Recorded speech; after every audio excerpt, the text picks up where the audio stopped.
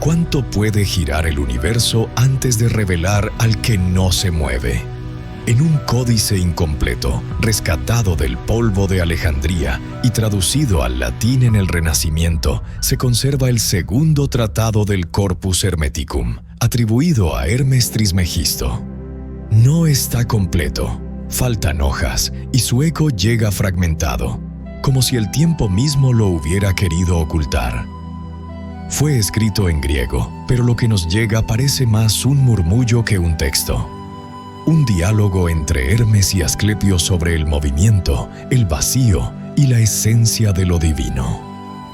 Sofía me entregó este manuscrito sagrado, como si me confiara un fuego que no debía apagarse. Lo recibí en silencio, sabiendo que las palabras allí contenidas no estaban destinadas a todos. Y hay advertencias veladas en estas páginas. Quien escucha estas palabras ya no puede regresar al silencio. El alma carga con dos cuerpos y nunca descansa. 4 velos sostienen esta visión. El primero habla de la mecánica del universo, engranajes invisibles movidos por lo inmóvil. El segundo, del error del vacío, donde todo está lleno de aire, espíritu y elementos. El tercero, del lugar divino, inteligencia incorpórea, donde el Dios no es luz, ni espíritu, ni inteligencia, sino su causa. El cuarto, del Padre y la herencia del bien, donde la procreación se vuelve reflejo de lo eterno. Y cuando el eco de Hermes calla, queda una sentencia que quiebra y enciende. Por tanto, el Dios es el bien, y el bien es el Dios.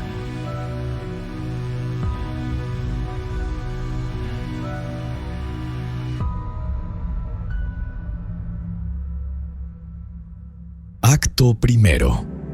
La mecánica del universo. El firmamento respira en silencio. Constelaciones y órbitas parecen deslizarse como engranajes de un mecanismo oculto, vasto e insondable. No hay ruido, solo el rumor invisible de un movimiento que no se detiene. Bajo aquel cielo que gira, Hermes y Asclepio contemplan la danza eterna de los cuerpos celestes, y en el reflejo de sus pupilas arde la pregunta por aquello que sostiene el giro de los astros. Hermes habla con la calma de quien ha medido los pasos del infinito. Toda cosa que se mueve lo hace en otra más amplia, y toda cosa movida lo es por una fuerza mayor. El movimiento no surge de sí mismo. Necesita un continente y un motor. Así como el pez se agita en el río y el ave despliega su vuelo en la amplitud del aire, también el universo se agita en un ámbito que lo abarca. Ese ámbito, por ser mayor que lo corpóreo, no puede pertenecer a la materia. Asclepio escucha y pregunta: ¿cuál es entonces la naturaleza de ese lugar que sostiene al todo? Hermes lo guía con paciencia. Lo que recibe el movimiento ha de ser distinto de lo movido, y lo contrario al cuerpo es lo incorpóreo. Allí se abre la primera grieta en la visión común del cosmos. Lo visible danza en el seno de lo invisible. El espacio donde reposa el giro del mundo no es una extensión material, sino un estado inmóvil, sin forma ni peso, más real que los astros que transporta. Así se inicia la separación de los órdenes. Lo corpóreo, sometido al cambio y al desgaste, se deja llevar como hoja en corriente. Lo incorpóreo, en cambio, permanece como raíz secreta. En esa distinción se cifra el misterio. Lo que sostiene no es sostenido, lo que contiene jamás se agota. Hermes prosigue: nada que se mueva puede moverse en algo que también se desplaza. Si todo vagara sin anclaje, el movimiento no tendría fin ni dirección. Es necesario que exista un punto firme, un fundamento que no varía, como el centro en torno al cual giran las esferas. Esa inmovilidad no es ausencia de vida, sino el poder más alto, lo quieto que origina todo dinamismo. El discípulo se asombra. comprende que el universo entero, con sus soles, mares y criaturas, se despliega en un seno incorpóreo que lo conserva sin mezclarse con él. Y lo que mueve tal orden no es arrastrado por la corriente que provoca. La fuerza suprema permanece en reposo, aunque de su quietud brote el vaivén de los mundos. En ese instante, Hermes revela la clave. El cosmos entero es un movimiento perpetuo, pero su motor no participa de ese vaivén. Existe una realidad que no se traslada ni cambia, y de esa inmovilidad emana todo impulso. Ese es el principio oculto, el origen silencioso de la rotación universal. Lo divino comienza a insinuarse aquí, lo inmóvil absoluto, raíz de los giros, distinto de lo corporal y superior a toda materia. Como el eje invisible de una rueda cósmica, sostiene sin ser sostenido. Ese secreto, apenas pronunciado bajo las estrellas, marca el umbral de un conocimiento que trasciende el mundo sensible. El universo danza en la vastedad, pero su fuente permanece inmóvil. Allí donde el movimiento encuentra descanso, comienza lo divino.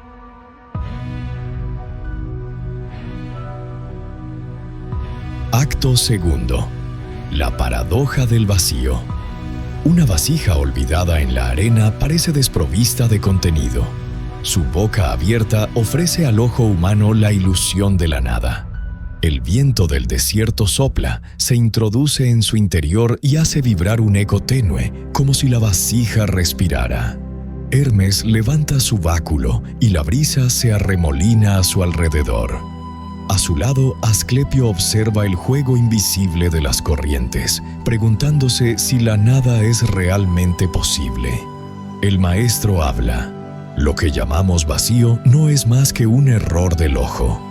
Ningún lugar está privado de ser. Allí donde creemos ver ausencia hay presencia sutil.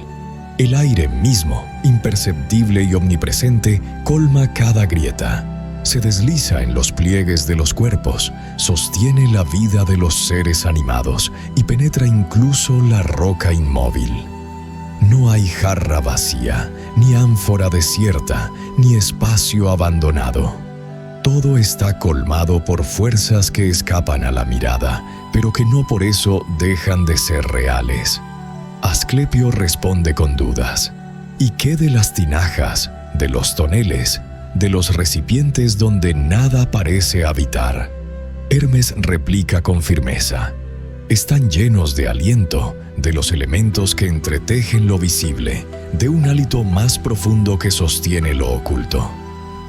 Llamar vacío a lo que palpita en secreto es negar la vida que recorre el mundo.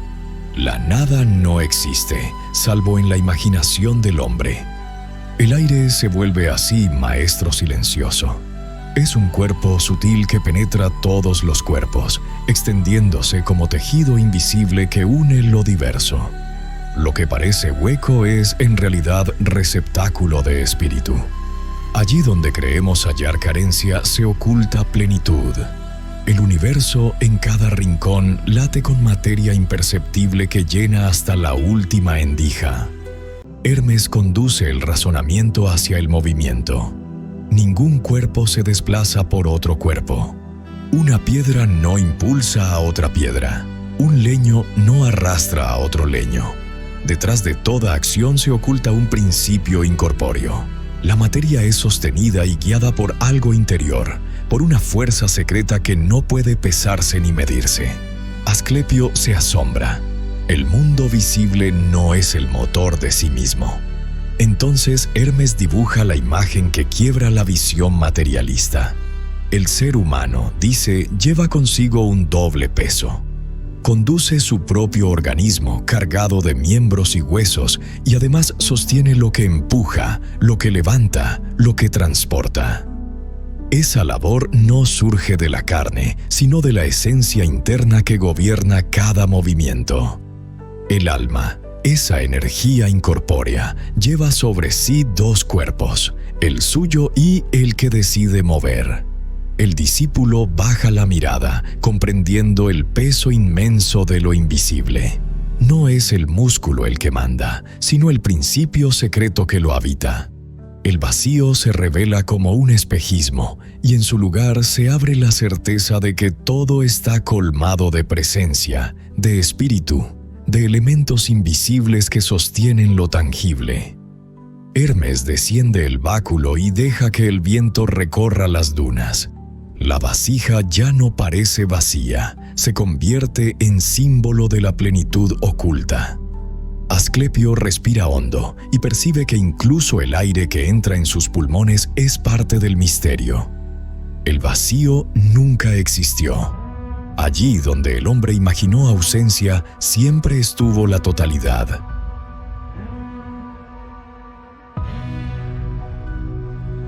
Acto tercero. El lugar divino y el nombre del Dios. Un resplandor blanco se derrama sobre el horizonte. No hay formas ni contornos, solo una vibración que envuelve todo como si el cosmos mismo respirara en silencio.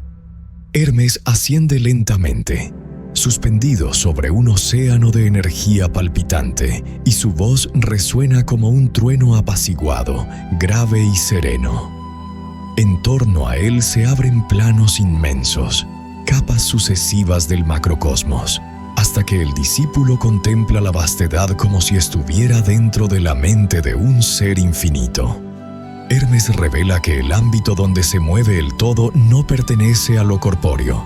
Ese lugar no es espacio material ni vacío hueco. Es una inteligencia incorpórea, autosuficiente, libre de error y estable en sí misma. No se apoya en nada porque todo descansa en ella. Permanece impasible y en su quietud sostiene la totalidad de los seres. De su interior brotan rayos invisibles que se convierten en modelos de lo real, arquetipo del bien, origen del espíritu, matriz del alma. Asclepio tiembla. Entiende que el universo no flota en un abismo ciego, sino en una mente perfecta que lo contiene y lo guarda. Todo lo que existe, visible e invisible, está sostenido en esa inteligencia inmóvil, semejante a un océano eterno donde los seres se conservan sin desvanecerse. Pero Hermes, con mirada penetrante, introduce la distinción decisiva. Esa inteligencia que parece suprema no es el Dios, sino uno de sus resplandores. Lo divino se encuentra más allá de toda cualidad. El verdadero principio no es idéntico a la luz, ni al espíritu, ni a la inteligencia. Es su causa. Lo inexistente no puede dar origen a nada. Por eso todo proviene del ser, y el ser mismo se origina en aquello que está más allá del ser. La revelación se abre paso con fuerza. El Dios no es aquello que podemos definir, sino el fundamento de lo que existe. Lo incorpóreo que guarda al cosmos es sublime, pero es todavía criatura. Por encima de él se alza el bien absoluto, inmutable y puro, fuente de toda bondad. Ese bien no necesita recibir nada, pues lo posee todo en su propia esencia. Da sin cesar y nunca se agota.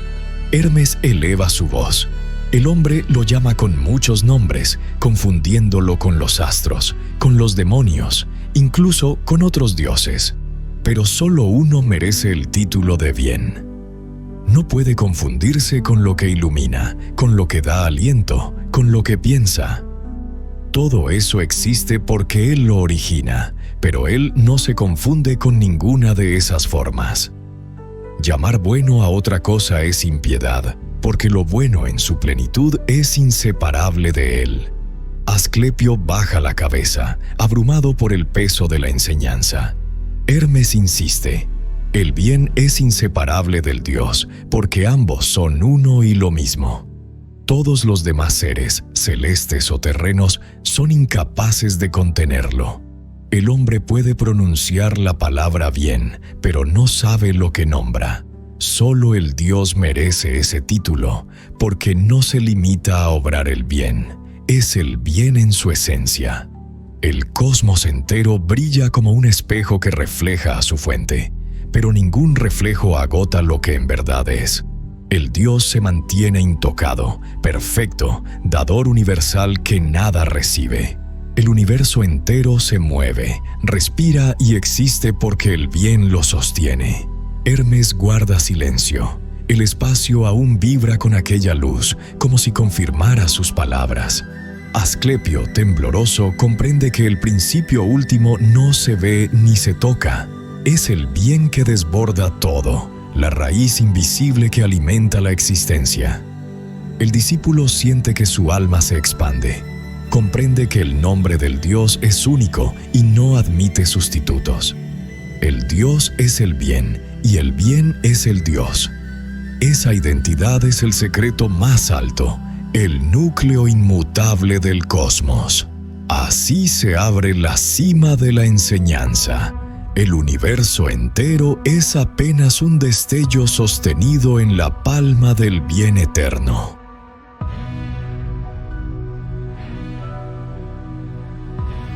Acto cuarto. El Padre y la herencia del bien. El sol se levanta sobre un templo de piedra antigua.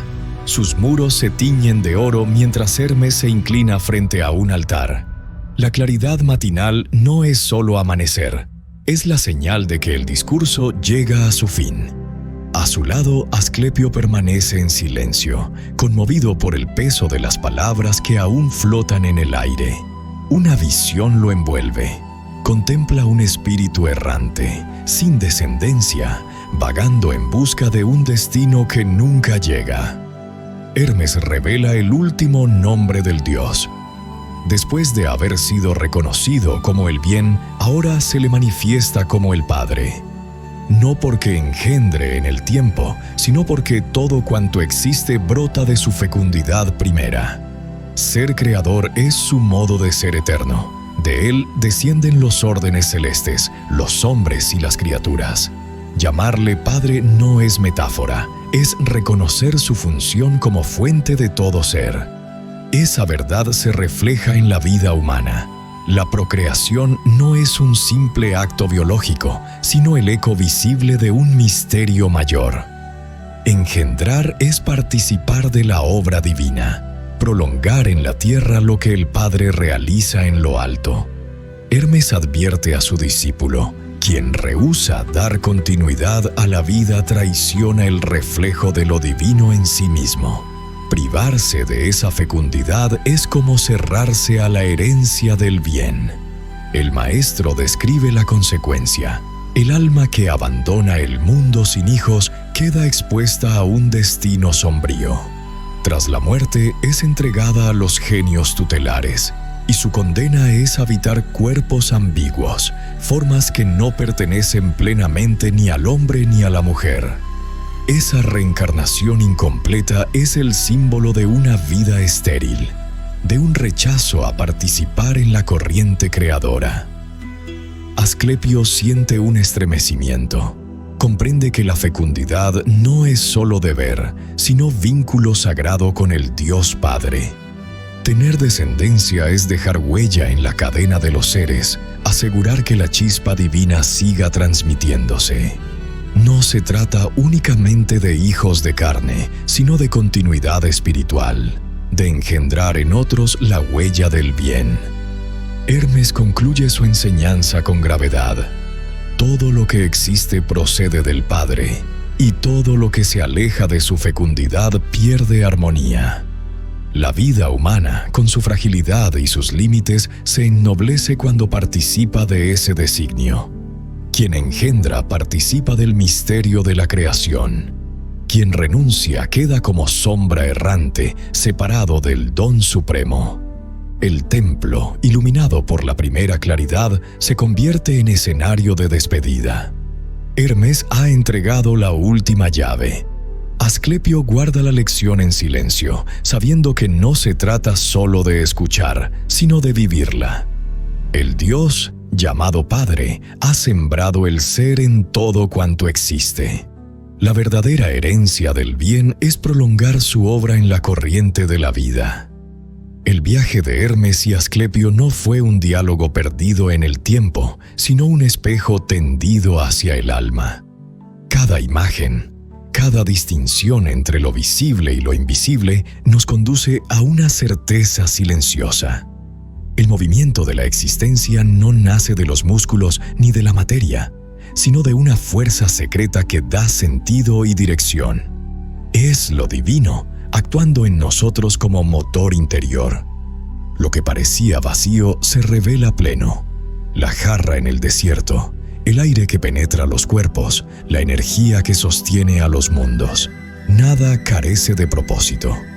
Allí donde el hombre imagina ausencia, Hermes muestra plenitud invisible. El universo mismo, girando como rueda infinita, encuentra descanso en un punto inmóvil que lo contiene y lo preserva. El Dios, nombrado Bien y Padre, se levanta sobre todas las formas. No es luz, ni espíritu, ni inteligencia. Es la causa de cada una de esas realidades. No recibe, solo da. En su inmovilidad sostiene todo movimiento. En su silencio alimenta toda palabra. Reconocerlo es dejar de llamar bueno a lo que es transitorio y aprender a venerar únicamente a quien es la fuente eterna. Este tratado no habla de astros ni de vasijas, sino del alma misma, de su origen, de su peso y de su destino. Nos recuerda que vivir es prolongar la obra del Padre, engendrar vida y sabiduría, sembrar la chispa que Él puso en nosotros. Negar esa fecundidad es perderse en sombras. Participar de ella es entrar en la corriente del bien. Que el espectador guarde en su interior estas lecciones. No glorifiques lo que carece de fundamento. No adores la apariencia del vacío. No atribuyas bondad a lo que no puede contenerla. Busca siempre al Dios en lo que permanece. Este fragmento que recolectamos es solo una chispa. Si deseas ver el fuego completo, lee el texto por ti mismo. Permite que las palabras antiguas te hablen sin intérpretes, porque quizá entre líneas encuentres algo que nadie más ha visto. Así comienza la verdadera recolección. Sofía. ¿Dónde se mueve el todo, si todo lo que existe ya lo llena todo?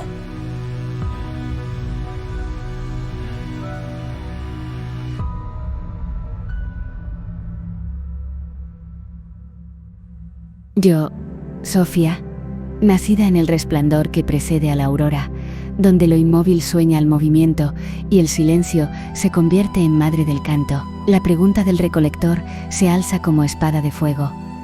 ¿Dónde se mueve el todo, si todo lo que existe ya lo llena todo? El todo no se mueve en otro lugar, porque no hay otro. El todo se mueve en sí mismo, como el océano que se pliega sobre sus olas. Lo que ves como desplazamiento es apenas el juego de sus formas, lo inmenso girando sobre su propio seno. El todo danza en su quietud.